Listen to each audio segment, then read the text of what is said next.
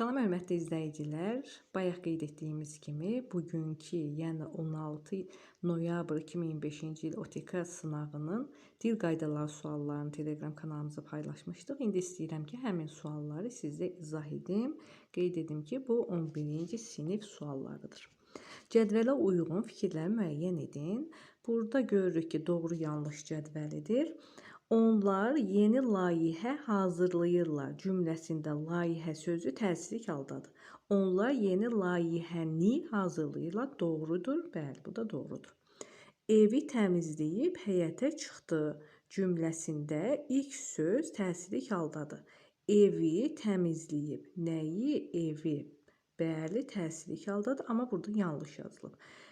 Yanlış və doğru, yəni doğru yazılmalıydı, yanlış yazılıb, ona görə çıx yazaq. Bakı şəhəri birləşməsində Bakı sözü adlı haldadır. Bakı şəhəri deyəndə Bakı qeyri-müəyyən yiyəlik haldadır. Yanlışdır. Burada da yanlış yazıldığı üçün 2 yanlış müsbət. Belə yazıram, üstə gəl.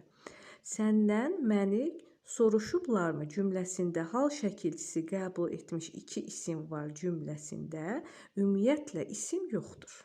Ona görə biz həmişə uşaqlara deyirəm ki, bu isim sözünün, ümumiyyətlə nitq hissəsi, hər hansı bir nitq hissəsi yazılıbsa fikir verin. Əgər biz isim sözünə fikir verməsək, onda bunu doğru götürəcəyik. Amma görürük ki, isim yoxdur. Çünki burada 2 hal şəkilçili söz var. Səndən, məni, hər ikisi hal şəkilçisi qəbul etmiş sözdür, amma əvəzlikli isim deyil.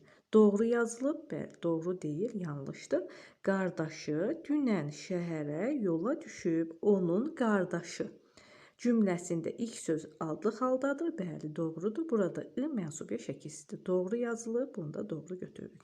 Cavabımız oldu. Baxın. 1, 3, 5.